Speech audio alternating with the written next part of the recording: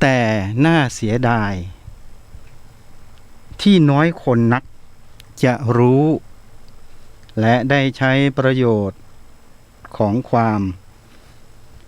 ไม่รู้ให้เกิดประโยชน์และเป็นความรู้ต่อสาธารณชนต่อไป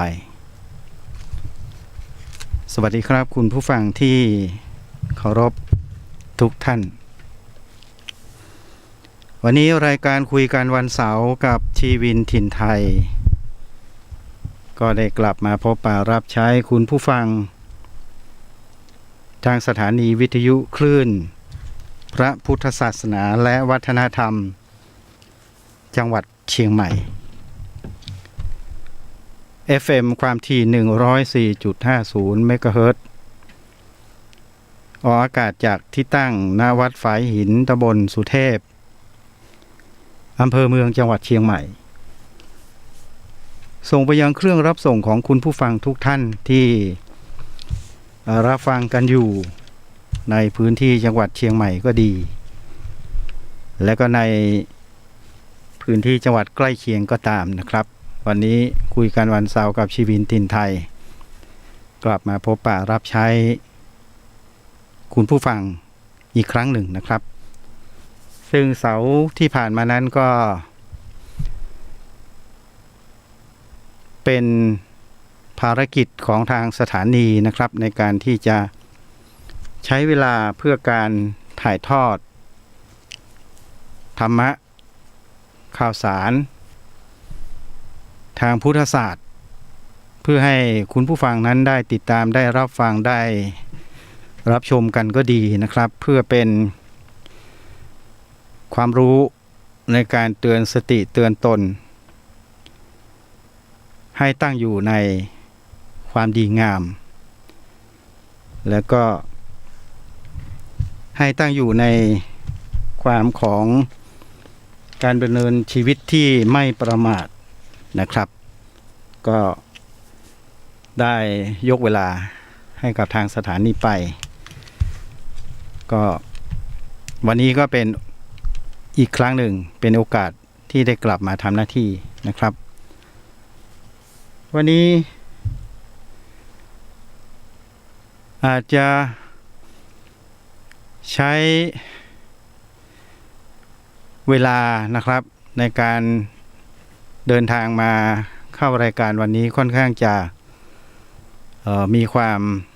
สะดวกนะครับไม่กับถึงต้องสูญเสียเวลาไปมากมายวันนี้ก็ถือว่าในการเดินทางนะครับดูการใช้รถใช้ถนนของตัวเมืองเชียงใหม่รวมทั้งบริเวณถนนรอบนอกซึ่งเป็นถนนนอกเขตเทศบาลนะครับก็ถือว่าวันนี้การใช้รถใช้ถนนค่อนข้างจะเป็นไปด้วยความสะดวกนะครับก็เป็นปรากฏการณ์อีกครั้งหนึ่งที่ได้พบเห็นนะครับจากที่หลายครั้งที่เดินทางมายังสถานีวิทยุแห่งนี้นี่ก็รู้สึกว่าการจราจรติดขัดนะครับการเลื่อนไหลก็ไม่เป็นไปตามที่ผู้ใช้รถใช้ถนนต้องการนะครับเพราะว่าอาจจะด้วยวันหยุดสุดสัปดาห์การใช้รถการสัญจรนะครับของผู้คนเยอะแยะมากมายแต่วันนี้เป็นเรื่องดีนะครับที่ผู้คนใช้รถใช้ถนนก็สบายอกสบายใจอีกวันหนึ่งก็จะเป็นในเรื่องของการเดินทางไปท่องเที่ยวไปทำอะไรก็แล้วแต่นะครับก็ขอให้ใช้รถใช้ถนนด้วยความมีสติก็แล้วกันนะครับเพื่อการเดินทางจะได้ถึงที่หมายโดยปลอดภัยสำหรับวันนี้จริงๆแล้วผมจะพูด ในเรื่องของธรรมชาติโดยตรงนะครับธรรมชาติโดยตรงคือเรื่องดินน้ำลมไฟนะครับเพราะว่ามันเกี่ยวข้องกับชีวิตเราเกี่ยวกับการดำเนินชีวิตเกี่ยวกับการใช้น้ำเกี่ยวกับ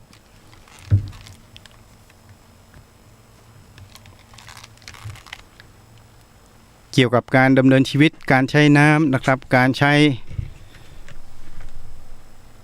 สภาวะดินฟ้าอากาศการใช้ออกซิเจนนะครับตอนนี้ก็ PM 2.5 ก็มีหลายแห่งนะครับเพราะนั้นคุณผู้ฟังก็ต้องดูแลในเรื่องของสุขภาพร่างกายของตนเองนะครับเพราะว่าบางคนก็อาจจะมีอาการแสบหูแสบตานะครับเกิดการระคายเคืองในส่วนของการหายอกหายใจนะครับแล้วก็บางทีอาการโรคเก่าที่มีอยู่แล้วก็อาจจะทำให้กำเริบเสบสารนะครับติดหวัดไอจามแล้วก็อาจจะล้มหมอนนอนเสื่อได้เพราะนั้นก็ต้องดูแลในเรื่องของสุขภาพร่างกายกันให้ดีนะครับอยู่ในที่ปลอดภัยอยู่ในที่มิดชิดแล้วก็ออกนอกบ้านก็ควรจะสวมผ้าป้องกันมลพิษมลภัยนะครับใส่แมสป้องกันโรคภัยไข้เจ็บด้วยนะครับเพื่อจะเป็นอีกวิธีการหนึ่งที่ทำให้เรานั้นมีความปลอดภัยกับมลพิษมลภัยที่อยู่รอบข้างของตัวเราเองนะครับแล้วก็ในขณะเดียวกันในการเดินทางไปไหนนะครับก็ขอให้ใช้รถด้วยความระมัดระวังอย่าประมาทนะครับเพราะว่าอากาศก็ร้อนรุ่มนะครับอากาศเย็นก็มีในช่วงเช้าก็ไม่นานเกินไปนะครับหลังจากนั้นก็อากาศร้อนก็จะเข้ามาแทนที่ซึ่งตรงนี้นี่ก็ในส่วนของศูนย์อุตุนิยมวิทยานะครับเขาก็เตรียมการแล้วนะครับว่าเขาจะประกาศอย่างเป็นทางการในเรื่องของสภาวะดินฟ้าอากาศเพื่อให้พี่น้องประชาชนได้รับทราบว่าประเทศไทยจะเข้าสู่ฤดูร้อนอย่างเป็นทางการนะครับในอีกไม่กี่วันก็คงต้องติดตามกันดูนะครับว่าสภาวะดินฟ้าอากาศจะเป็นอย่างนี้เป็นร้อนเย็นหนาวมีฝนตกลงมาหรือไม่นะครับเพราะว่าตอนนี้ก็น้ำปิงนะครับหรือแม่น้ำสายต่างๆนี่ก็ต้องช่วยกันติดตามดูนะครับว่าจะเป็นอย่างไรถ้าหากว่าอากาศมันร้อนมากเกินไปแล้วก็ไม่มีน้ำลงมาเติมนะครับฝนที่ว่าทราบว่าจะมาเร็วนะครับอีกไม่กี่เดือนข้างหน้าเนี่ยจะเป็นไปตามที่ข่าวสารเขาได้แจ้งข่าวมาหรือไม่อย่างไรนะครับเพราะว่าเรื่องดินน้ำลมไฟนั้นเป็นเรื่องปัจจัยในการดำรงชีพของมนุษย์นะครับถ้ามีน้ำก็ทำให้เกิดระบบนิเวศวิทยานะครับมีปลามีพืชพันธุ์ธัญญาหารทุกอย่างก็จะเป็นระบบในการที่จะส่งเสริมซึ่งกันและกันนะครับมีพืชผักก็มีปลานะครับเมื่อมีปลามนุษย์ก็สามารถที่จะนำปลานะครับมาปรุงเป็นอาหารรับประทานกันนะครับหลังจากนั้นก็จะวนเวียนลงไปในระบบการจัดการที่เป็นธรรมชาตินะครับที่มนุษย์จัดการที่เป็นระบบนิเวศที่มันเกิดขึ้นโดยธรรมชาติของตัวมันเองนะครับมันก็จะหล่อเลี้ยงกันเป็นไปในลักษณะแบบนี้ก็เป็นอย่างนี้นะครับมันเป็นภาวะที่เราก็ต้องช่วยกันบำรุงรักษานะครับเพราะว่าตราบใดที่เรายังต้องใช้ชีวิตในรูปแบบต่างๆมนุษย์เราจึงเป็นผู้ที่คิดค้นนะครับแล้วก็เป็นผู้สร้างและในขณะเดียวกันเราก็ต้องช่วยกันรักษานะครับเผยแผ่ความรู้ให้กับรุ่นต่อไปนะครับอย่างวันนี้เนี่ยผมก็ได้ยินคำพูดนะครับซึ่งมันเกี่ยวข้องกับมนุษย์เรานะครับในการดำรงชีวิตก็ดีในการดำเนินชีวิตที่ผ่านมาในอดีตการนานมาแล้วนะครับรุ่นปู่ย่าตาทวดเป็นช่วงชีวิตที่ยืนยาวนานนะครับมากมายมหาศาล พูดกันอย่างนี้นะครับเพราะว่าคนในรุ่นยุคสมัยต่างๆเนี่ย มันผ่านพ้นกันมานานเหลือเกินนะครับคุณผู้ฟังที่ทำให้การทำนุบำรุงปัจจัย4อะไรทั้งหลายแหล่นะครับไม่ว่าจะเป็นเรื่องดินน้ำลมไฟสร้างบ้านแปลงเมืองนะครับรุ่งเรืองมาจนถึงปัจจุบันนี้ก็ถือว่าคนในแต่ละยุคในแต่ละสมัยนั้นเขาเป็นผู้สร้างนะครับเป็นผู้บำรุงเป็นผู้รักษาแล้วก็ทำให้เกิดปรัชญาความรู้เยอะแยะมากมายนะครับทำให้มีการสืบทอดต่อยอดความรู้มาจนถึงรุ่นต่างๆในยุคปัจจุบันนะครับซึ่งในยุคผ่านๆมานั้นนะครับถ้าพูดเป็นในทางวิชาการเขาก็บอกว่าคนยุคเจเนอเรชันต่างๆนะครับซึ่งสำคัญที่สุดทุกวันนี้ก็มีเจเนอเรชัน B นะครับซึ่งก็ถือว่าเป็นหลักในสังคมปัจจุบันนะครับเจเนอเรชัน B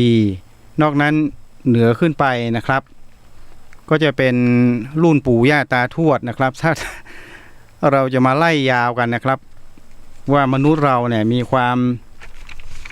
เป็นมามีที่มาที่ไปนะครับก็ต้องพูดได้ว่าโอ้มันเป็นยุคสมัยที่ผ่านพ้นมาโอ้หลายแสนปีนะครับไม่ว่าจะเป็นในเรื่องของมนุษย์ยุคโบราณยุคหินยุคเหล็กนะครับแล้วก็มาจนถึงมนุษย์เราปัจจุบันที่มีเจเนอเรชันที่เกิดขึ้นไม่ว่าจะเป็นยุค B นะครับคือยุคที่อยู่ในช่วงของคนที่เกิดในปีพุทธศักราช 2489 นะครับมาจนถึง 2507 เนี่ยก็เป็นยุคสิ้นสงครามโลกครั้งที่2นะครับบ้านเมืองสงบร่มเย็นเป็นสุขก็มีการผู้ที่มีชีวิตรอดมาก็สร้างบ้านแปลงเมืองนะครับมาจนถึงปัจจุบันซึ่งทุกวันนี้เราก็ถือว่าคนเราผ่านมา4ยุคที่เป็นหลักๆนะครับยุค B นะครับก็คือตั้งแต่ที่ผมได้กล่าวไปแล้วก็ก่อนหน้านั้นก็คือยุคปู่ย่าตาทวดนะครับซึ่งก็ 80-90 เนี่ยก็ล้มหายตายจากกันไปแล้วนะครับก็คงจะไม่เหลือนะครับหลายๆครอบครัวเนี่ยไม่มีปู่ย่าตาทวดแล้วก็เสียชีวิตกันไปนะครับบางครอบครัวโชคดีอยู่ก็ยังมีปู่ย่ามีตายายนะครับอายุเป็น80-90เป็น100 ปีนะครับซึ่งก็มีเปอร์เซ็นต์เป็นส่วนน้อยนะครับส่วนใหญ่แล้วก็ล้มหายตายจากลูกหลานไปหมดละนะครับเพราะนั้นก็คงจะอยู่ในยุคของคนที่เป็นหลักชัยอยู่ทุกวันนี้นะครับแล้วก็ต่ำลงไปก็ถือว่าเป็นในยุคของ Generation X Y Z นะครับคือ X ก็คือเป็นรุ่นของรุ่นลูกนะครับของคนรุ่น B นะครับรุ่น B ก็คืออายุประมาณ 5-60 ปีขึ้นไปนะครับเพราะนั้นคนรุ่น X ก็คือคนที่เป็นรุ่นลูกนะครับซึ่งก็จะอยู่ในช่วงของอายุ40 กว่านะครับคนรุ่นนี้ก็เป็นคนรุ่นใหม่นะครับซึ่งก็จะมีการถ่ายทอดความรู้ประสบการณ์จากรุ่นพ่อรุ่นแม่นะครับซึ่งเป็นรุ่น60ประมาณ60ขึ้นไปนะครับเพื่ออยู่ดำรงชีพในสังคมปัจจุบันนะครับนอกจากนั้นก็จะเป็นรุ่น XYZ รุ่นหลานนะครับรุ่นเด็กรุ่นใหม่ซึ่งก็ไม่เคยสัมผัสในเรื่องของวิวัฒนาการเก่าๆนะครับที่มีการพัฒนาต่อยอดมาเป็นแต่ละช่วงนะครับของคนในยุคนั้นๆเพราะฉะนั้นคนรุ่นใหม่ก็จะเป็นคนที่สัมผัสแต่สิ่งใหม่ๆซึ่งบ้านเมืองมีความเจริญงอกงามนะครับเพราะฉะนั้นสิ่งต่างๆเหล่านี้นั้นเนี่ยหลักจริงๆแล้วนะครับก็เหมือนกับเรื่องราวที่ผมจะพูดในวันนี้ก็คือมีคนเขาพูดว่านะครับคนแก่รุ่นเก่านะครับคนแก่รุ่นเก่าก็คือคนที่อยู่ในยุคของ Generation B นะครับที่ผมว่าก็คือ60ประมาณ55-60ขึ้นไปนะครับอาจจะไปจนถึง75 ปีซึ่งก็ยังมีหลงเหลืออยู่นะครับซึ่งคนกลุ่มนี้เนี่ยเราก็ถือว่าเป็นคนแก่รุ่นเก่านะครับแล้วคนเฒ่ารุ่นใหม่นะครับ คนเฒ่ารุ่นใหม่ก็หมายถึงคนรุ่นไหนครับก็หมายถึงว่าเป็นคนรุ่นยุค B นะครับ Generation B ลงมาเนี่ย ไล่ลงมา B นะครับมา X มา Y มา Z ซึ่งก็โตวันโตคืนนะครับจากคนรุ่น Z รุ่นสมัยใหม่ปัจจุบันนี้ต่อไปในอนาคตเขาก็จะต้องเติบโตขึ้นมาเป็นคนในยุคของคนที่มีอายุช่วง40-50นะครับซึ่งก็ถือว่าเป็นช่วงที่มีอายุที่สูงขึ้นก็คือมาอยู่ในรุ่น X นะครับจากรุ่น X รุ่น Y นะครับแล้วเมื่อมีการพัฒนาการดำเนินชีวิตการต่อยอดการศึกษานะครับก็อยู่มาเพื่อพัฒนาสังคมพัฒนาครอบครัวพัฒนาความรู้ตนเองพัฒนาวิชาชีพนะครับก็ทำธุรกิจเจริญงอกงามต่อไปก็โตขึ้นมาเป็นยุคเขาเรียกว่ายุคเบบี้บูมนะครับก็คือรุ่น60ซึ่งก็คงถึงวันนั้นเนี่ยคนรุ่นที่เป็นอยู่นะครับรุ่น B ปัจจุบันนี้ก็คงจะกลายไปเป็นรุ่นปู่ย่าตาทวดนะครับมีลูกเต็มบ้านมีหลานเต็มเมืองนะครับเพราะนั้นคำกล่าวที่พูดไว้ว่าคนแก่รุ่นเก่าคนเฒ่ารุ่นใหม่เนี่ยถ้าพูดถึงคนแก่รุ่นเก่านะครับซึ่งผมก็พูดถึงในคนที่อายุ60ปีนะครับหรือเลย60ปีขึ้นไปเนี่ยนะครับซึ่งหลายๆครอบครัวก็ยังคงมีเหลืออยู่นะครับอาจจะไม่ค่อยมีมากก็ตามเนี่ยเราต้องเรียนคุณผู้ฟังว่าคนรุ่นนี้เนี่ยคือคนรุ่นประวัติศาสตร์นะครับคนรุ่นประวัติศาสตร์ซึ่งสมัยก่อนเนี่ยไม่มีเทคโนโลยีไม่มีคอมพิวเตอร์ไม่มีโทรศัพท์นะครับเขาอยู่ด้วยกันด้วยการประกอบสัมมาอาชีพนะครับด้วยการดำรงชีพ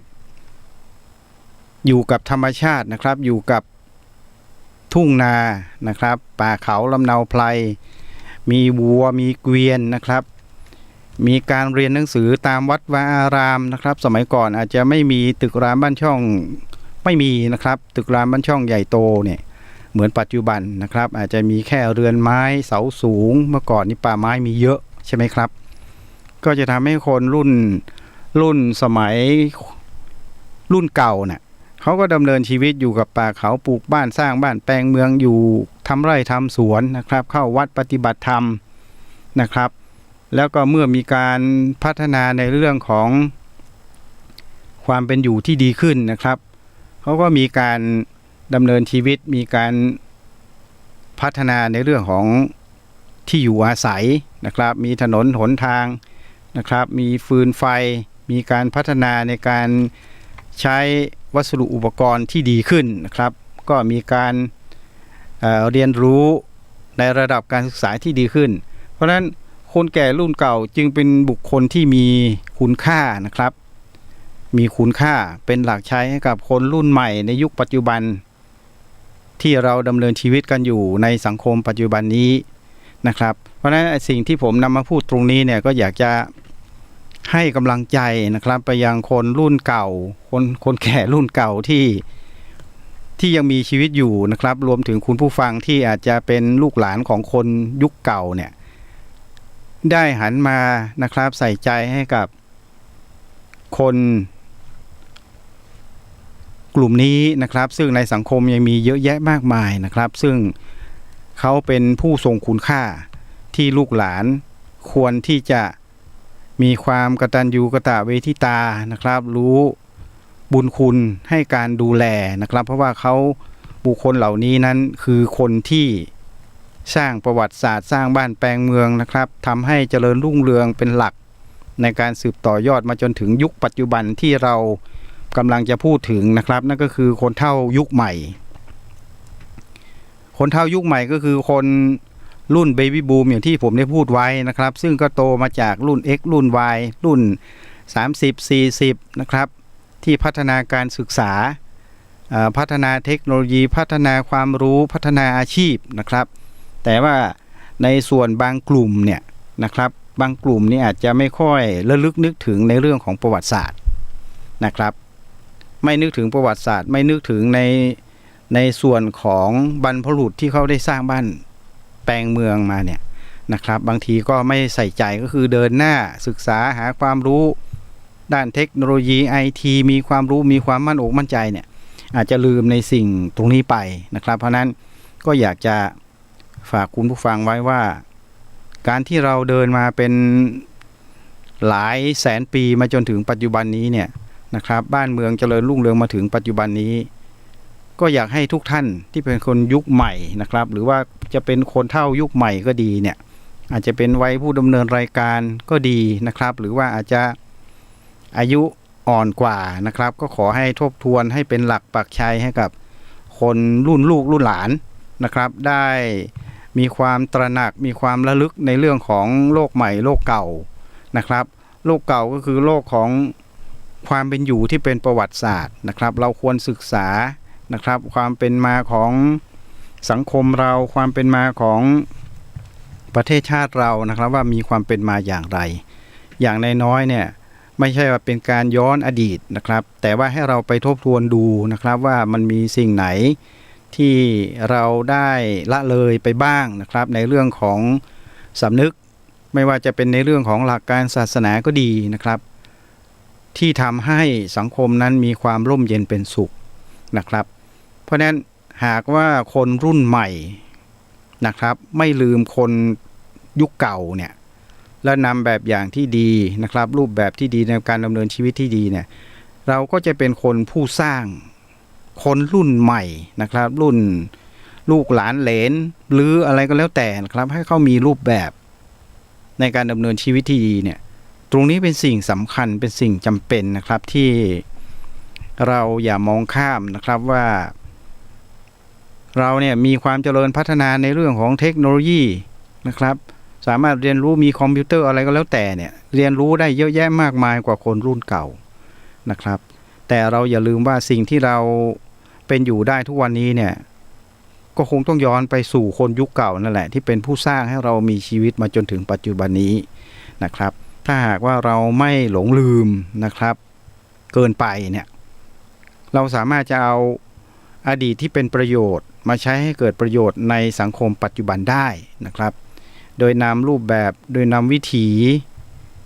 การดำเนินชีวิตที่ดีที่มีคุณภาพนะครับมาใช้กันมีการทบทวนนะครับไม่ว่าจะเป็นในเรื่องของหลักวิชาการหลักปฏิบัติหลักพุทธศาสตร์ก็ดีนะครับแล้วเรามาปรับเป็นเขาเรียกว่าเป็นศาสตร์ในการที่จะใช้ชีวิตดำเนินชีวิตในสังคมปัจจุบันเนี่ยมันก็จะนำไปสู่การสร้างคนให้เป็นคนดีนะครับมีหลักมีเกณฑ์มีมาตรฐานที่เป็นการยอมรับของสังคมนะครับมันก็จะนำไปสู่การเป็นสังคมที่ดีการเป็นสังคมที่ดีถ้าเราเจาะลึกเข้าไปนะครับในสังคมนั้นก็ประกอบด้วยผู้คนนะครับอย่างน้อย2 คนขึ้นไปที่มาอยู่รวมกันให้เกิดสังคมนะครับเมื่อเกิดสังคมแล้วมีข้อตกลงมีมาตรฐานมีหลักการมีการยอมรับมีการปฏิบัติไม่ไปเบียดเบียนซึ่งกันและกันนะครับมีการถ่ายทอดสิ่งที่ดีให้ซึ่งกันและกันอย่างต่อเนื่องอย่างสม่ำเสมอนะครับมันก็จะทำให้ประโยชน์ในอดีตที่ผ่านมาจากคนแก่รุ่นเก่ามาสู่สวรุ่นใหม่เนี่ยมีการเชื่อมโยงในเรื่องของข้อมูลในเรื่องของประวัติศาสตร์ในเรื่องของประเพณีดีงามนะครับก็จะเป็นการถ่ายทอดความรู้สึกที่ดีทำให้ผู้คนนั้นลดทิฐิลดมานะนะครับในขณะเดียวกันก็จะปรับตนเองนะครับให้เข้ากับสังคมที่เป็นอยู่ได้นะครับซึ่งในปัจจุบันนี้ผมก็มองดูแล้วนะครับว่าบางทีมันอาจจะต้องใช้เวลากันบ้างนะครับแต่ว่าผมก็เชื่อว่าทุกคนที่ดำเนินชีวิตในปัจจุบันนั้นเขาคงรอได้ถ้าหากว่ามีการแนะนำนะครับมีการแนะนำมีการให้ข้อมูลมีการให้ข่าวสารที่ดีเราก็สามารถที่จะทำให้คนยุค XYZ เนี่ยปรับตนเองนะครับและหันกลับมาสู่ความเป็นอยู่ในเรื่องของอดีตการนะครับที่นานมาแล้วเนี่ยเอามาปรับใช้กับชีวิตในสังคมปัจจุบันนะครับทำให้เขาไม่ก้าวพลาดนะครับบางครั้งการก้าวเร็วเกินไปอาจถึงที่หมายนะครับแต่ว่าอาจจะไม่ประสบผลสำเร็จกับคนอีกคนหนึ่งซึ่งก้าวเดินนะครับด้วยความเพลิดเพลินด้วยความไม่ประมาทด้วยความรอบคอบนะครับก็อาจจะทำให้ คุณค่าในเรื่องของการใช้ชีวิตหรือผลสำฤทธิ์ของชีวิตที่จะเกิดขึ้นย่อมไม่เหมือนกันอย่างแน่นอนนะครับคนก้าวเร็วอาจจะพลาดคนก้าวอย่างชาญฉลาดก็จะถึงที่หมายในที่สุดนั่นเองนะครับเพราะฉะนั้นวันนี้สิ่งที่ผมนำมาพูดวันนี้ก็คือไม่ว่าจะเป็นคนแก่รุ่นเก่าคนเฒ่ายุคใหม่นะครับควรจะต้องปรับตัวปรับกายปรับใจให้เป็นไปในมิติที่สามารถเชื่อมโยงกันได้นะครับคือจากอดีตสู่ยุคปัจจุบันนะครับแล้วก็จะนำไปสู่ยุคอนาคตเนี่ยทุกอย่างเราใช้ข้อมูลที่สามารถนำมาเป็นหลักนะครับในการที่จะมาปรับจูนพัฒนายกระดับทำให้เกิดการต่อยอดพัฒนาไปสู่ในยุคของอนาคตได้ก็วันนี้คำว่าคนยุคเก่าคนแก่รุ่นเก่านะครับซึ่งก็เป็นรุ่นปู่ย่าตาทวดสร้างบ้านแปลงเมืองมาอย่างยาวนานนะครับมาจนถึงยุครุ่นลูกรุ่นหลานในสังคมปัจจุบันนี้ซึ่งเราก็ถือว่าผ่านมาอย่างยาวนานมากที่สุดนะครับซึ่งก็เป็นโชคดีนะครับที่คนในยุคใหม่นั้นไม่ถึงกับต้องไปดำเนินชีวิตในยุคอดีตการที่ผ่านมานะครับที่มีความขาดแคลนนะครับมีความยากลำบากในเรื่องของการดำเนินชีวิตแต่ในสังคมยุคปัจจุบันนั้นมีความเจริญก้าวหน้าในเรื่องของเทคโนโลยีนะครับในเรื่องของการศึกษาในเรื่องของการพัฒนาในด้านต่างๆไม่ว่าเศรษฐกิจสังคมนะครับการเมืองเพื่อให้บ้านเมืองเจริญรุ่งเรืองก็ต้องถือว่าคนยุคใหม่นั้นเป็นคนที่มีโชคดีนะครับที่คนรุ่นเก่านั้นได้เป็นหลักปักชัยให้กับคนรุ่นนี้ได้ต่อยอดนะครับแต่สิ่งที่อยากจะเติมเต็มนะครับก็คือในเรื่องของสำนึกในเรื่องของความดีงามในเรื่องของความมีวินัยและความรอบคอบนะครับแล้วก็ควรจะต้องใช้หลักของพุทธศาสตร์ในการดำเนินชีวิตก็คือการใช้ชีวิตอย่างไม่ประมาทนะครับเพราะว่าในสังคมปัจจุบันนั้นมันก็ไม่เหมือนในสังคมรุ่นของปู่ย่าตายายนะครับซึ่งสมัยก่อนนั้นเราก็จะเคยเห็นภาพเคยเห็นข้อมูลนะครับว่าพูดถึงในเรื่องของการดำเนินชีวิตในเรื่องของข้าวปลาอาหารนะครับคนยุคเก่าก็สามารถที่จะอยู่ง่ายทานง่ายนะครับการเดินทางสัญจรก็เขาไม่ได้เดือดร้อนในเรื่องของยวดยานพาหนะนะครับอาจจะขี่เขาเรียกว่านั่งเกวียนนะครับนั่งเกวียนก็ดีปั่นจักรยานก็ตามนะครับหรือบางทีอาจจะเดินทางนี่นะครับเป็น10กิโล20โลเนี่ยคนรุ่นเก่าเขาก็ไม่เดือดร้อนอะไรนะครับเพราะฉะนั้นสิ่งนี้เนี่ยเราอยากจะชี้ให้คนรุ่นใหม่ได้เห็นว่าคนยุคเก่านะครับรุ่นปู่ย่าตาทวดเขามีความอดทนสูงมากนะครับเขาไม่เคยคาดหวังนะครับว่าในอนาคตต่อไปนั้นโลกจะเป็นอย่างไรนะครับแต่ว่าเพียงแค่ให้การดำเนินชีวิตผ่านพ้นไปได้ด้วยดีนะครับมีลูกมีหลานออกมาช่วยกันทำงานนะครับทำไร่ทำสวนทำนานะครับก็คงจะเป็นหลักคิดของคนในยุคนั้นนะครับคงไม่ได้คาดหวังว่ามันจะต้องมีเรือยอชต์นะครับมีรถไฟความเร็วสูงเขาคงคิดไม่ถึงขนาดนี้นะครับแต่เขาคิดว่าสักวันหนึ่งเนี่ยถ้าเขามีลูกหลานนะครับมีการทำไร่ทำนามีข้าวปลาบริบูรณ์เนี่ยนะครับสิ่งที่ตามมาที่ใกล้ตัวที่สุดก็คือการมีทรัพย์สินเงินทองนะครับเมื่อมีทรัพย์สินเงินทองเนี่ยก็เป็นมรดกตกทอดไปสู่ลูกหลานไม่ให้ลูกหลานเกิดความยากลำบากเหมือนกับรุ่นปู่ย่าตายายนะครับผมก็เชื่อมั่นว่าความคิดของคนรุ่นนั้นเขาคงคิดกันอย่างนี้นะครับแต่ว่าพอผ่านพ้นมาแต่ละยุคแต่ละสมัยมาจนถึงในรุ่นของคนที่เกินรุ่นเบบี้บูมนะครับอาจจะประมาณสัก75ปีเนี่ยที่ยังมีความแข็งแกร่งนะครับเพราะนั้นคนในยุคนี้ก็จะปรับตัวให้เข้ากับสังคมนะครับที่เขาบอกว่าสวรุ่นใหม่นะครับกับคนสวรุ่นเก่าก็คงแตกต่างกันนะครับเพราะว่า ยุคเก่าก็เข้าวัดเข้าวาปฏิบัติธรรมนะครับหลังจากที่มีอายุมากขึ้นแล้วนะครับมีลูกมีหลานลูกหลานก็ควรจะต้องทำหน้าที่ดูแลนะครับปู่ย่าตาทวดตายายกันต่อไปนะครับก็เป็นวิถีชีวิตที่เป็นจิตสำนึกของคนในยุคนั้นนะครับที่จะต้องมีความตระหนักในเรื่องของความมีจิตสำนึกที่ดีก็คือรู้จักมีความเมตตากรุณามีความกตัญญูนะครับรู้คุณพ่อแม่ปู่ย่าตาทวดก็เลี้ยงดูกันไปถือว่าเขาเหนื่อยมามากพอแล้วใช่ไหมครับคนรุ่นลูกหลานก็ต้องทำหน้าที่กันต่อไปนะครับผ่านพ้นคนยุคนั้นมาจนถึงยุคปัจจุบันนี้นะครับเราก็จะเห็นว่ายุคนั้นนี่เขาเข้าวัดปฏิบัติธรรมใช่ไหมครับทำไร่ทำสวนใครทำไร่ทำสวนได้ก็ทำต่อไปนะครับใครเป็นปรัชญาพื้นถิ่นก็ทำหน้าที่ดูแลสั่งสอนบุตรหลานนะครับซึ่งก็จะเป็นคนที่ผ่านพ้นยุคมาจนถึงยุคปัจจุบันนี้นะครับที่มาเป็นผู้ใหญ่ในวันข้างหน้านะครับวันข้างหน้าก็คือในยุคปัจจุบันซึ่งผ่านพ้นมานะครับเขาก็จะถ่ายทอดในเรื่องของความรู้สึกที่ดีจากคนยุคนั้นมาสู่ในยุคปัจจุบันนี้เพราะฉะนั้นคนในรุ่นของลูกหลานของคนยุคเก่าอย่างที่ผมได้พูดไว้นะครับก็คือคนเฒ่ายุคเก่านะครับซึ่งมาเป็นคนแก่รุ่นใหม่ในปัจจุบันนี้เขาก็จะมีการปรับตัวนะครับมีการปรับตัวเรียนรู้ในเรื่องของสังคมปัจจุบัน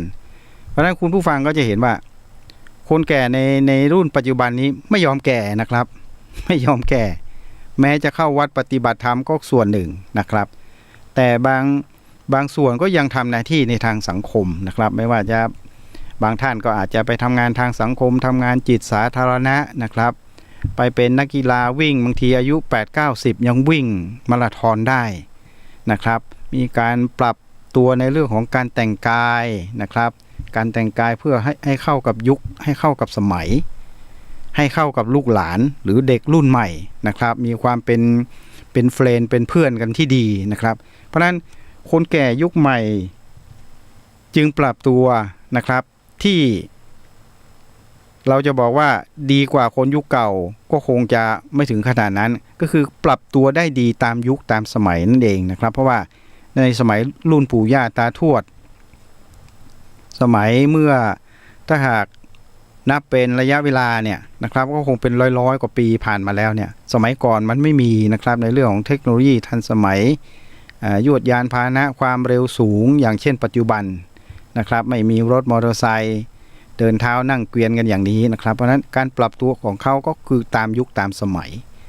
แต่คนในยุคปัจจุบันนะครับรุ่นปัจจุบันเนี่ยรุ่นสวใหม่นะครับอาจจะ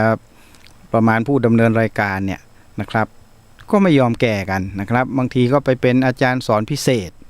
นะครับไปเป็นนักกีฬาไปเป็นนักธุรกิจไปเป็นนักร้องนะครับบางทีมีชื่อเสียงโด่งดังตอนอายุ60กว่าก็มีนะครับเพราะฉะนั้นอันนี้คือการปรับตัวนะครับแต่ว่าทั้งนี้ทั้งนั้นเนี่ยก็ต้องมีความชัดเจนนะครับในเรื่องของพฤติกรรมของคนด้วยนะครับว่าคนรุ่นใหม่คนแก่ยุคใหม่นะครับต้องไม่เป็นภาระทางสังคมนะครับต้องไม่พูดง่ายๆไม่ทำผิดกฎหมาย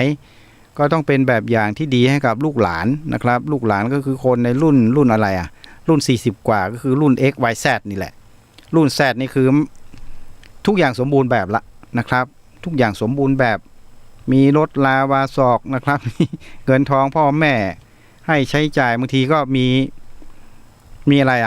มีที่พักมีบ้านที่พ่อแม่ได้โอนสมบัติหรือแบ่งสมบัติหรือสร้างให้ก็ดีเนี่ยมีความสมบูรณ์ทุกอย่างนะครับเพราะนั้นก็คงต้องบอกผ่านไปยังคนรุ่นนี้ว่าก็ขอให้ระลึกนึกถึงคนรุ่นพ่อแม่ด้วยนะครับต้องดูแลต้องมีความกตัญญูรู้คุณนะครับไม่ใช่ว่าพ่อแม่พูดอย่างนะครับก็เราก็พูดตัดคอไปอีกอย่างคือไม่รับฟังความคิดเห็นนะครับเมื่อไม่รับฟังความคิดเห็นอะไรก็แล้วแต่เนี่ยก็ควรนิ่งนะครับควรนิ่งไม่ควรจะโต้ตอบหรือโต้เถียงเกินไปนะครับทำให้เกิดความรู้สึกไม่ดีแล้วก็อาจจะมีผลในเรื่องของทำให้ไม่เป็นปกติสุขภายในครอบครัวนะครับแต่ทั้งนี้ทั้งนั้นเนี่ยก็ต้องพูดกันด้วยเหตุด้วยผลนะครับในคนรุ่น รุ่นพ่อรุ่นแม่ก็ต้องมีเหตุมีผลในการที่จะชี้แจงแถลงไขให้กับคนรุ่นใหม่นะครับซึ่งเขาอาจจะอยู่ในสภาวะในการทำงานที่อาจจะต้องใช้ทักษะใช้ความรู้ใช้ความสามารถที่สูงนะครับอาจจะมีแรงเสียดทานในที่ทำงานอะไรก็ดีเนี่ยนะครับก็ควรจะต้องแยกแยะกันให้ดีนะครับว่าภาวะความเครียดก็ดีในเรื่องของความรับผิดชอบในหน้าที่การงานก็ควรจะต้องแยกไว้นะครับในเรื่องของธุรกิจในเรื่องของหน้าที่บทบาทหน้าที่การงานตำแหน่งหน้าที่นะครับเมื่อกลับถึงบ้านอะไรก็แล้วแต่นะครับควรนำสิ่งที่ดีเข้าบ้านนะครับเอารอยยิ้มเข้าบ้านเอาอารมณ์ที่ดีเข้าบ้านนะครับอย่างน้อยๆก็จะทำให้คนแก่รุ่นเก่านะครับหรือคนเฒ่าที่อยู่กับบ้านนี่แหละคือปู่ย่าตาทวดเนี่ยยิ้มแย้มแจ่มใสมีความรู้สึกที่ดีนะครับอย่างนี้เนี่ยทำให้ครอบครัวเป็นสุขนะครับเมื่อหลายๆครอบครัวเป็นสุขเนี่ยสังคมก็เป็นสุขนะครับเมื่อสังคมเป็นสุขมันก็จะไม่เกิดปัญหาในเรื่องของการทะเลาะเบาะแว้งอะไรแล้วแต่เนี่ยนะครับแต่ว่าสิ่งนี้ก็คงจะคาดหมาย 100% ก็คงไม่ได้ใช่ไหมครับคุณผู้ฟังเพราะนั้นเราก็ต้องพยายามประคับประคองภายในบ้านของเราเนี่ยนะครับบ้านก็ขอให้เป็นบ้านวัดก็ขอให้เป็นวัดโรงเรียนก็ขอให้เป็นโรงเรียนเนี่ยให้มันเข้าที่เข้าทางนะครับเมื่อบ้านเป็นบ้านวัดเป็นวัดโรงเรียนเป็นโรงเรียนสังคมก็เป็นสังคมที่สงบร่มเย็นเป็นสุขผลที่ได้ตามมาคืออะไรครับมันก็ไปสู่ความเป็นปึกแผ่นของประเทศชาติต่อมานะครับความขัดแย้งความทะเลาะเบาะแว้งอะไรต่างๆเนี่ยมันก็จะค่อยๆลดหดหายไปนะครับสิ่งใหม่ๆความศรีวิไลย์ความสดใสก็จะเกิดขึ้นนะครับความเจริญรุ่งเรืองของประเทศชาติก็ตามมานะครับผมอยากให้ประเทศนี้สังคมนี้เป็นประเทศที่สงบเป็นสังคมที่สงบผมอยากให้สังคมนี้เป็นประเทศที่ยิ้มแย้มแจ่มใสนะครับมีความสงบร่มเย็นเป็นสุขทีนี้มันจะมาจากไหนล่ะครับมันก็ต้องย้อนกลับไปเรื่องเก่าก็คือคนแก่รุ่นเก่าต้องเป็นหลักให้คนเฒ่ารุ่นใหม่นะครับก็คือสวรุ่นใหม่คือพ่อแม่เราหรือตัวเราในปัจจุบันที่เป็นพ่อเป็นแม่ของลูกนะครับเป็นหลักปักชัยเป็นกำลังใจให้กับทุกชีวิตที่อยู่ในการใช้ชีวิตร่วมกันนะครับไม่ว่าจะอยู่ในบ้านจะอยู่ในสถานอะไรก็แล้วแต่นะครับหรืออาจจะมีที่ทำงานนะครับที่ทำงานนี่บางครอบครัวมีนะครับมีทั้งพ่อทั้งแม่ทำงานในที่เดียวกันนะครับบางแห่งนี่มีทั้งพ่อและลูกทำงานด้วยกันผมยกตัวอย่างนะครับเช่นหน่วยงานราชการนะครับบางทีพ่อเป็นตำรวจนะครับจวนเกษียณลูกเป็นชั้นประทวนหรือเป็นสัญญาบัตรนะครับพ่อเป็นพันตำรวจเอกนะครับลูกเป็นร้อยตำรวจตรีร้อยตำรวจโทนะครับซึ่งปัจจุบันนี้ก็คงไม่ต้องเอ่ยนะครับพ่อเป็นพลตำรวจเอกลูกเป็นสารวัตรมีแล้วครับมีเพราะฉะนั้นเราจะเห็นว่าไอ้สิ่งต่างๆเหล่านี้นั้นมันเป็นการถ่ายทอดเจเนอเรชันหรือความรู้สึกนะครับของคนยุคเก่าไปสู่คนยุคใหม่เนี่ยให้มีการเจริญรอยตามในเรื่องของการดำเนินชีวิตก็ดีนะครับรูปแบบการดำเนินชีวิตก็ตามนะครับอย่างน้อยๆก็ทำให้เป็นเขาเรียกว่าเป็นมาตรฐานเป็นหลักให้เป็นโมเดลก็ดีเป็นรูปแบบก็ดีให้ครอบครัวอื่นได้ประพฤติปฏิบัติตามนะครับหรือจะเอาอย่างเอาเยี่ยงเอาอย่างก็แล้วแต่ไม่เกิดความเสียหายประการใดเพราะว่าการประกอบอาชีพที่สุจริตการปฏิบัติหน้าที่ที่มีเกียรตินะครับแม้กระทั่งการทำหน้าที่เป็นประชาชนนะครับก็ถือว่าทุกท่านนั้นมีศักดิ์มีศรีมีเกียรติ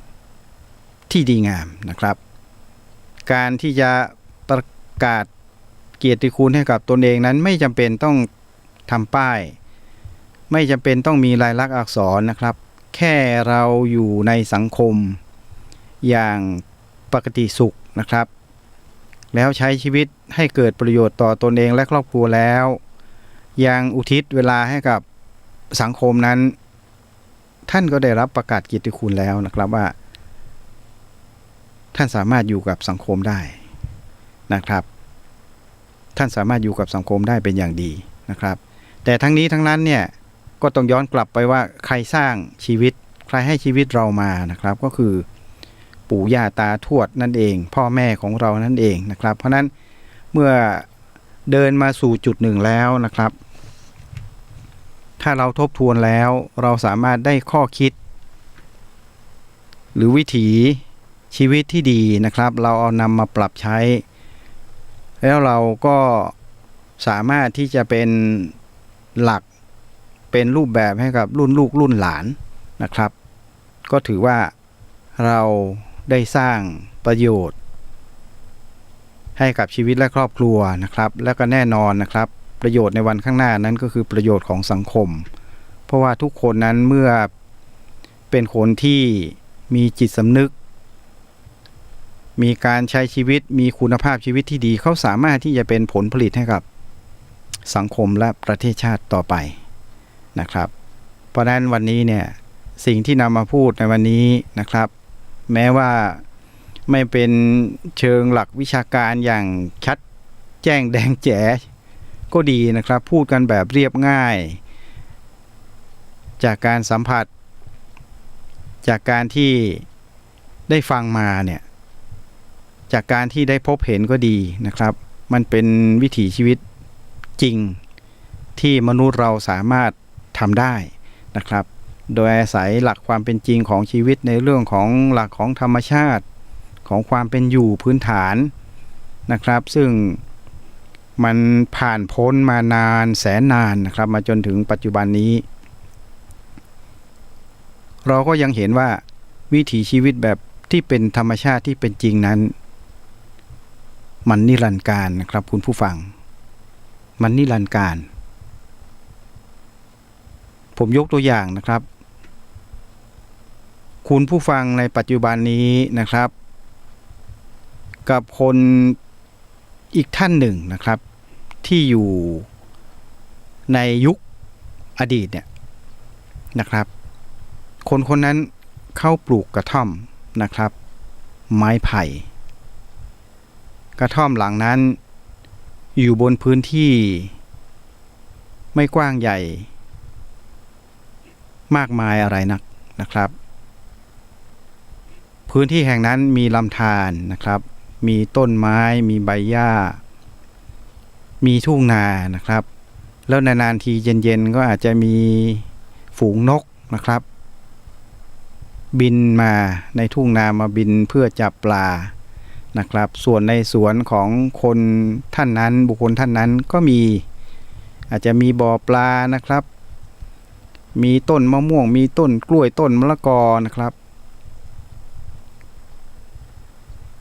ในครัวเรือนไม่มีอะไรเลยนะครับก็มีแต่เขาเรียกว่าเตาดินนะครับที่สามารถที่จะเอาหม้อมาวางเป็นหม้อดินเพื่อเป็นภาชนะในการหุงหาอาหารเรียบง่ายนะครับเดินไปตลาดก็เดินเท้านะครับไม่มีจักรยานไม่มีเกวียนเดินไปตลาดก็ซื้อข้าวปลาอาหารซื้อผักฟักแฟงแตงไทยนะครับแล้วก็มาปรุงรับประทานกันนะครับช่วงบ่ายๆก็ไปทำไร่ทำสวนนะครับปลูกผักเลี้ยงปลานะครับมีลำข้าวก็เอาไปโรยในบ่อปลาเย็นมาก็หุงหาอาหารอาจจะก่อไฟนะครับเพื่อที่จะไล่ยุงก็คือดายหญ้าแล้วก็เอาเศษหญ้ามากองแล้วก็สุมไฟเพื่อไล่ยุงนะครับบางบ้านอาจจะมีวัวควายมีคอกหมูมีเล้าเป็ดเล้าไก่อะไรก็แล้วแต่อันนี้คือสภาพความเป็นจริงของคนในยุคที่ผ่านมานานมากแล้วนะครับกับอีกครอบครัวหนึ่งนะครับ มีถนนหนทางมีไฟฟ้ามีประปาเจริญมีบ้านตึกนะครับอาจจะ2 ชั้นหรือชั้นเดียวก็แล้วแต่เป็นคอนกรีตนะครับมีต้นไม้มีสนามหญ้ามีรถจอดอยู่มีมอเตอร์ไซค์นะครับในบ้านบางหลังมีพัดลมนะครับบางหลังก็จะมีแอร์นะครับเครื่องปรับอากาศมีโทรทัศน์นะครับซึ่งผิดกับบ้านอีกหลังหนึ่งไม่มีอะไรเลยนะครับไม่มีอะไรเลยมีธรรมชาตินอนหลับนอนเป่าคุยอะไรก็แล้วแต่2 บ้านนี้เราจะเห็นความชัดเจนของความเป็นธรรมชาติที่เป็นจริงนะครับทำไมถึงบอกว่าธรรมชาติที่เป็นจริงคุณผู้ฟังลองไปนึกทบทวนดูนะครับว่าทุกวันนี้คนที่อยู่ในบ้านในเมืองที่มีแอร์ปรับอากาศมีถนนหนทางมีความสะดวกมีโทรศัพท์นะครับมีโทรทัศน์มีพัดลมมีความสุขสบายมีเครื่องใช้ไฟฟ้ามีเตาแก๊สหุงหาอาหารโอ้ยังสะดวกแต่ทำไมครับถึงไปกางเต็นท์อยู่บนภูชีฟ้าไปกางเต็นท์อยู่บ้านขุนวินอำเภอจอมทองไปกางเต็นท์นอนชงกาแฟแบบธรรมชาตินะครับอยู่บนดอยอ่างขางอย่างนี้เป็นต้นทำไมไม่ทำอยู่ที่บ้านนะครับบางท่านก็บอกมันไม่ให้อารมณ์คืออะไรครับอารมณ์คือความรู้สึกที่อยากสัมผัสความเป็นจริงของชีวิตที่อยู่ทุกวันไม่ใช่ความเป็นจริงใช่หรือไม่ก็ไม่ตอบกันนะครับแต่เขาบอกว่ามันเป็นสิ่งที่สร้างขึ้นแต่ว่าคำว่าธรรมชาตินั้นคือสิ่งซึ่งมนุษย์ไม่ได้สร้างนะครับมนุษย์ไม่ได้กฎเกณฑ์กติกาอะไรสักอย่างมันเกิดขึ้นเองตามธรรมชาติและเป็นความรู้สึกที่ดีที่ผู้คนเหล่านั้นต้องการนะครับเพราะนั้นแสดงว่าธรรมชาติและความเป็นจริงคือสิ่งที่เป็นหลักประกันชีวิตของมนุษย์เราใช่หรือไม่นะครับผมก็ตั้งคำถามไว้อย่างนี้หลายท่านที่ฟังอยู่ก็คงแน่นอนนะครับเพราะสุดท้ายแล้วทุกคนก็ต้องย้อนชีวิตกลับไปนะครับเพื่อไปสู่ธรรมชาติตรงนั้นล่ะนะครับไม่มีใครบอกว่าเราจะอยู่ตรงนี้อยู่ที่นี่อยู่จนตายนะครับหลายๆชีวิตเกิดที่หนึ่งนะครับก็ไปอยู่อีกที่หนึ่งแล้วก็ไปเสียชีวิตอีกแห่งหนึ่งนะครับน้อยคนนักเกิดตรงนี้อยู่ตรงนี้อยู่จนเสียชีวิตไม่ค่อยมีนะครับการเดินทางคือชีวิตการเดินทางคือความสุขและที่หมายของการเดินทางก็คือความเป็นธรรมชาตินะครับไปสัมผัสธรรมชาติไปเรียนรู้เรื่องธรรมชาติแล้วมันก็จะวนเวียนไปสู่ปัจจัย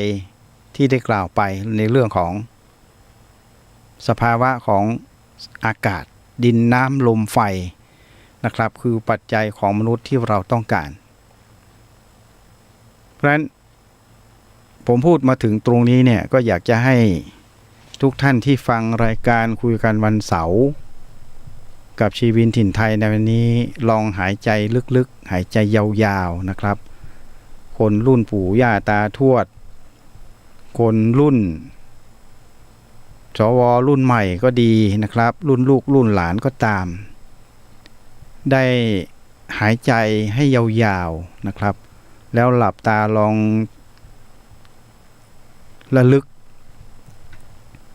ลองนึกถึงสิ่งที่ผมพูดดูนะครับว่าเราบกพร่องตรงไหนเราควรจะไปเติมเต็มชีวิตของเราอย่างไรนะครับแล้วเราจะอาศัยหลักในอดีตกับปัจจุบันเพื่อนำไปสู่อนาคตที่ดีนะครับได้อย่างไรนะครับผมเชื่อว่าทุกท่านมีคำตอบแล้วนะครับคำตอบมันอยู่ในสิ่งที่ผมได้พูดไปนะครับเพียงแต่ว่าท่านจะย้อนตัวเองหรือเปล่าท่านจะยอมเสียเวลาไปทบทวนบทบาทตนเองหรือไม่นะครับแล้วท่านจะยอมรับสิ่งนี้สิ่งที่ผ่านมารุ่นปู่ย่าตาทวด หรือแม้กระทั่งที่เรามีอยู่เนี่ยไปปรับใช้นะครับเพื่อให้เกิดอนาคตที่ดีงามได้อย่างไรนะครับวันนี้ก็ฝากทุกท่านลองไปทบทวนดูนะครับไม่ว่าจะเป็นคนแก่ยุคเก่าคนเฒ่ายุคใหม่ก็ดีรุ่น Baby Boom นะครับ XYZ เนี่ยบางทีก็อย่าไปทะนงตนมากเกินไปนะครับเพราะว่าการมีชีวิตอยู่ของยุค Z ยุค Y ท่านก็ต้องผ่านยุค X นะครับยุค X ก็คือรุ่นพ่อแม่นะครับอาจจะเป็นพ่อแม่ยุคใหม่ยุคทันสมัยแต่แน่นอนทั้งลูกหลานนั่นแหละท่านก็ผ่านยุคของคนรุ่นเก่ามาแล้วพ่อแม่เป็นผู้ให้ชีวิตนะครับท่านผ่านจากจุดนั้นมานะครับเพราะว่าคนยุคนั้นที่เป็นหลักปักใช้ให้ชีวิตของคนรุ่นใหม่ในวันนี้นั้นเขาเป็นคนที่มีคุณภาพนะครับเขาศึกษาจากธรรมชาติที่เป็นจริงนะครับจากสิ่งที่มีอยู่บนโลกใบนี้เข้านำความรู้ตรงนั้นมาใช้ให้กับทุกท่านในวันนี้นั่นเองนะครับวันนี้หมดเวลาแล้วนะครับสำหรับคุยกันวันเสาร์กับทีวินถิ่นไทยนะครับก็ใช้เวลามาครบถ้วนนะครับตามที่กำหนดไว้ก็ขอบคุณทุกท่านนะครับที่ติดตามกับรายการคุยกันวันเสาร์วันนี้คุย